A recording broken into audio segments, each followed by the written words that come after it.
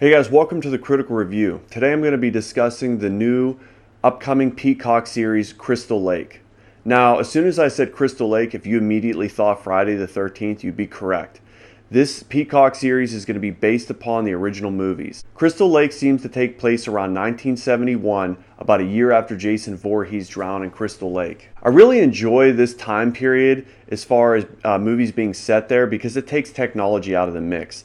Modern day technology would really help solve a lot of crimes or catch serial killers. Cameras, license plate readers, and this time period kind of takes all of that out of play. Not only the lack of technology, but just the charm of the era. The cars, the diners, the sets, everything just has its own charm that you can't get if your cinema is set in modern day. Now it looks like our main character is Pam Voorhees, played by Linda Cardellini. You've seen Cardellini in like Curse of La Lenora, Legally Blonde, and the hit series ER.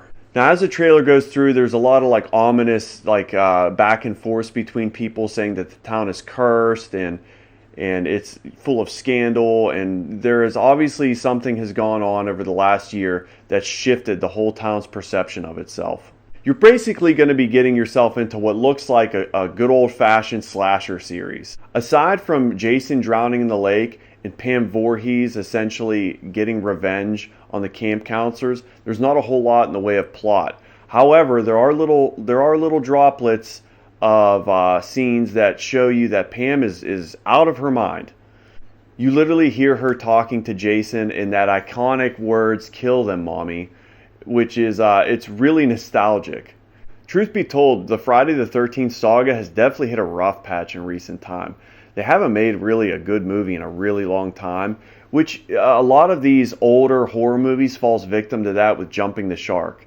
We've seen it with Freddy Krueger and Jason, or they're a really good example, and actually Predator was there as well until Prey came out and really rejuvenated the series. And that was on a streaming platform. And that kind of brought the Predator back from the brink. This may do the same thing for the Friday the 13th franchise.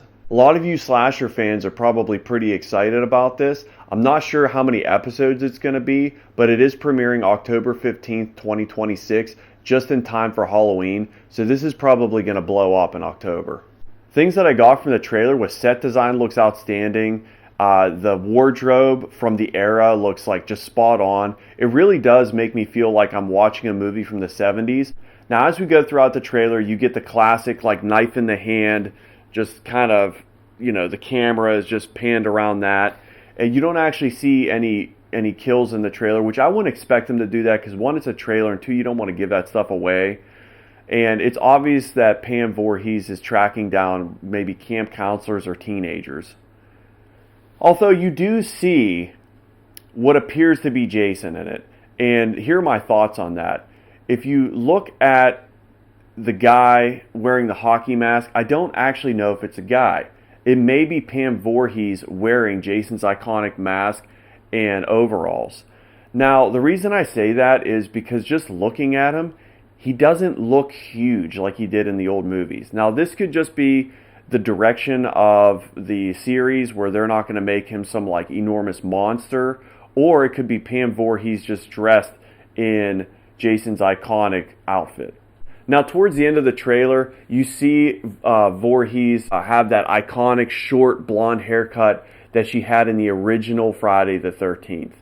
And that's a huge callback to the movie. At the very end, it's just Linda Cardellini looking in the camera, big smile on her face in that haircut, and it really shows like kind of her transition from like loving mother into murderous psychopath. At one part, I do remember, I think it's a boat engine with a propeller on it. Whoever's dressed up as Jason, whether it be Jason or Pam Voorhees, starts the boat motor. There's teenagers screaming, the propeller starts spinning, and they start walking towards them. Now, it's going to be inventive like kills like that that's going to really get the slasher fans going. Just having a knife and everybody getting stabbed, like it works for Michael Myers, but I don't know if that would work for him because he wasn't just bound to the machete. There was a lot of other ways that he would take out his victims, and I think fans of the franchise are going to be looking forward to that. So that's good to see a little bit of diversity in the trailer. Alright guys, what did you think of the trailer? And what's your favorite Friday the 13th movie? Drop it in the comments below. If you could please, give this video a like. It really helps me. I'm just starting this channel out and I'd really like to keep making these videos. And until next time, this has been The Critical Review.